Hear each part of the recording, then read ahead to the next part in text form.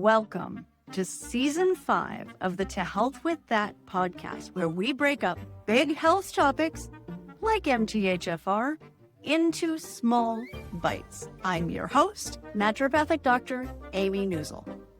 This season, the spotlight is on you and all of the people like you who are living their lives every day with MTHFR. We're focusing on your stories, and I can't wait to hear them. This week, we are here with Kristyn, who has generously decided to share her MTHFR story with us.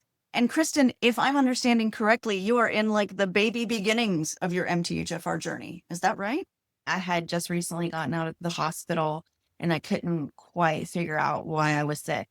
So I did the methylation gene test, and that the gene mutation was the MTHFR gene mutation, was the homozygous, I think, mutation. And I then turned to my cardiologist because I've had recurrent pericarditis for about 2.5 years.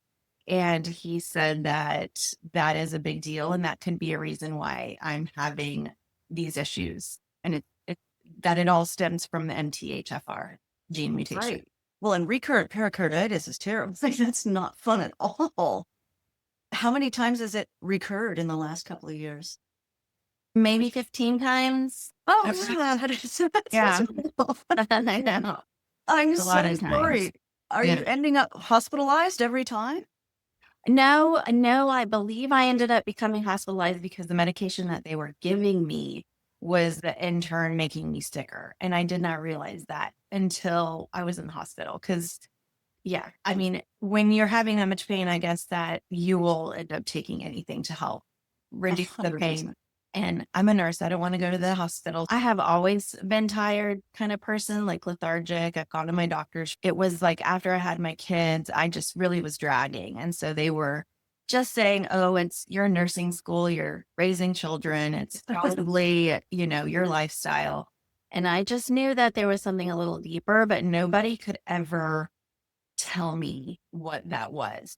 And I've had a lot of anxiety. I've had not a lot of depression, but anxiety can lead into depression if you don't treat it. And my son has that as well. So I was taking prenatals that had folate in it when I tested him as well. And he came back with the gene mutation too. In my research, I'm finding it's 50% of people have MTHFR gene mutation. So it's almost like something they need to make typical testing for pregnant women. I know. I completely agree, especially if there's any, like infertility, the standard of care is still like take your 5 milligrams of folic acid. Well, there's half of the population that's going to actually hurt them in terms of pregnancy, right? Like, I know, it's crazy. It's crazy. Yeah. So you've got like the fatigue, which is pretty typical with MTHFR. That's our number one reported symptom. The repeat pericarditis, which is unusual for sure. I mean, that's not easy to deal with. And then anxiety, which is very typical in MTHFR. Do you sleep? No, I've always had a hard time sleeping. I'm 46 years old now, so I have figured out what I can take before I go to sleep to help me get to sleep. That's the hardest part, is being able to get to sleep. Well, then, I do wake up in the middle of the night, but I have been able to find some natural supplements that get me to sleep. But yes, it has been an issue. And I'm also finding estrogen too. I don't know if that has anything to do with it. I'm finding my hormones are very affected too. I think a lot of things have this is why I think I'm starting to figure out everything, because it's become a perfect storm. I always knew it was borderline of something. I just didn't know what it was. I ended up having the COVID vaccine because I'm a nurse, and I had immediately stopped my period after I had the vaccine. Oh, no. Yeah. For about 4 months. And so I knew that was connected to hormones. And then, it was kind of a downward after that. And I started to get sick. And I did some hormone testing. I don't think it was, just the shot alone. I think that there were other factors that contributed to that acceleration of me going into menopause. You were telling me before we turned on the recording is that you have all these symptoms, but then it doesn't show up on lab tests, right? Which is so typical with MTHFR because you go to your doctor like, I don't feel right. And they're like, it looks fine. Yeah. They would always, for thyroid, they would Yeah. say, oh, maybe it's your thyroid.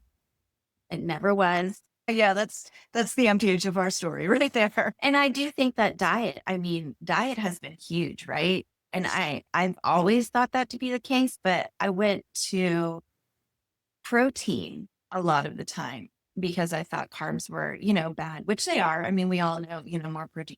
But in my case, I ended up finding out that I had chronic kidney disease as well while I was in nursing school. So then I went back kind of into the carb world, which, with the MTHFR not being able to take in folate, I had no idea that enriched foods were not my friend.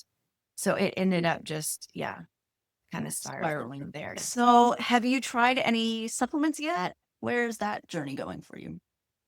I'm looking for the methyl folate and the methyl B12, and I have been taking them. I guess what I'm trying to get down and understand is daily dosages, like what I'm supposed to be taking in a daily dose. Because with my kidney dysfunction too, they said it's a good prognosis. I'm trying to, make sure I don't take too much of these supplements because I don't want to bog my kidneys down. So I'm just drinking a lot of water, but I don't know if I'm getting enough of the vitamins that I need. That, I've heard that there is a fine line. You can take too little and you can take too much, whether it's methylfolate, or methyl B12. Yeah, that's 100% true. And the dosage is really individual. That's the hard part, right? Like there's no one size fits all. Are you taking like a multivitamin with methyl B12? Yeah, good. Okay. I am, yeah. Okay. That's usually what I recommend in the background, just because then you also get all the other B vitamins. You're getting a broad spectrum of nutrients. And I like to look for a lowish dose multi. Your balance is going to be really delicate because we want to bring that daytime energy up, but we don't want to make sleep more difficult, right? So, and I think those two things will be your metrics for what's the right dose. If you're sleep tracking, it's a little bit easier to notice like the small fluctuations. If you add in that little bit of extra methylfolate and B12, and you'll probably see more energy. But then if you see sleep disturbance, then it's definitely too much. I just feel like a lot of those lab created medications have not been my friend. And if I can find something more natural, it just seems to be a better fit for me. It's hard, right? Pharmaceuticals are not easy for people to tolerate. And especially people with MTHFR, we tend to get sensitive to things and have weird reactions to things and whatever. So, yeah. I've started an immunosuppressant for my recurrent pericarditis. It's called Arcas. And it's been a godsend. I mean, I still have some low level chest pain, but the Arcas has been amazing because I've been able to go for walks again and I live in a 3-story house. I've been able to do my stairs again. With the shot, it does make me feel better.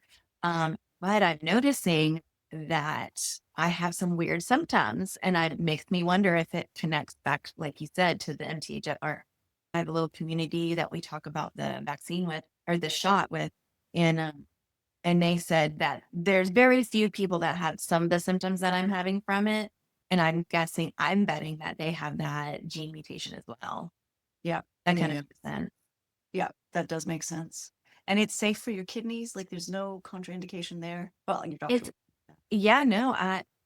It's a really great shot. It typically has no symptoms. In general, I have done really well with it. It's been about 2.5 months that I've been on it. I mean, getting some quality of life back, right? Where you can be out. Oh, right. Completely. Yeah. I've actually had to quit working in the hospital. I was working bedside for 10 years, and then I had to step away because of the shot. And you mentioned your son has it. Do you see any of the like signs in him? I do. And you even said on your podcast, I think it was, you can see the asymmetry in the face. Like I can see that in me. And I can see that in him. And now it's funny. I'm like diagnosing people when I'm walking around. I can see it in other people. It's super fun actually. Like if you go out, yeah. Oh, MTH. Yeah, I know. Definitely MTHF. Right. And it's huge. I mean, and most people don't know. I would love to hear back from you in a few months to see, I mean, A, how your pericarditis journey is going, but B, how finding your dosage goes, because it's a really difficult step for pretty much everybody with MTHFR in terms of just getting that balance between I have good energy and I have good sleep, like not Mhm. compromising one or the other. If you Yeah. feel like you're sluggish all the time, it makes everything so much harder. I can tell a huge difference though now that I know and I am taking the proper vitamins and I've incorporated more of the green leafy. I make the green smoothies every day. Amazing. And it is so good for my kidneys too. I can just tell such a huge difference in just incorporating that.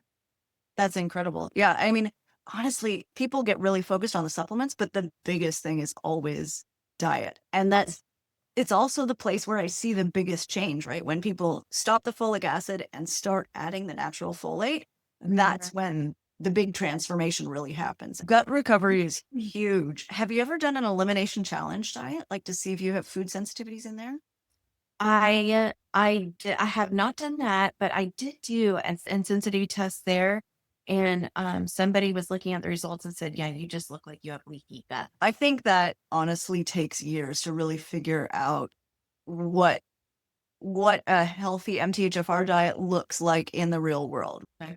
Yeah, Um, I'm using a lot of cayenne pepper there too for my chest pain because oh, yes. it does it helps cardiovascular Yeah, for sure. and is what my friend was telling me. So when I had to come off of the one medication I was taking, I didn't have anything to help with the pain unless I was taking a lot of ibuprofens or Yeah. medication. So she said, try the cayenne pepper. So that's what I did, and it did help. Like it did help the pain, but in turn, it caused a lot of GI distress. It's not the easiest on your stomach. Right? Have you tried topical Tylenol for it? No, what is it? Can you do it with like olive oil? Like make it with olive Yeah. oil? Or- Yeah, Oh, for sure. topical. Interesting. Okay. For sure. For some people it helps, for some people it doesn't. Like when it's a Okay. general pain like that, sometimes it's not Right. enough. But it's really good for like arthritis pain, that sort of thing. So Okay. might be worth trying. Okay. Thank you. I'll do Yeah, that. of course. But yeah, I'll be curious if you do try the elimination challenge to see how that goes because, it's food is huge. It's foundational, right? And also food sensitivities do tend to trigger some of those like repeating events, right? So like if you're getting something like pericarditis over and over and over again, it could be that there's a food contributing to that. Health stuff Yeah. is fun. I know, right? Figuring it out is so fun. Yes, What that's is going on here, people? I'm not crazy, I swear. I know. And that's the heart, right? Like I'm not crazy. I know. I'm still I I know. know. I know. Well, thank you so much. Thank you for sharing your journey. Keep in touch. Keep us posted. We're going to learn. Thank you. Absolutely. And I will continue your podcast. Thank you so much for listening this week. If today's guest consented to share the full-length interview on YouTube, then you can find it on the channel at To Health With That, TOHEALTHWITHTHAT. If you would like to share your MTHFR story, please sign up on the scheduling link in the show notes. I would love to talk with you. Thank you for listening.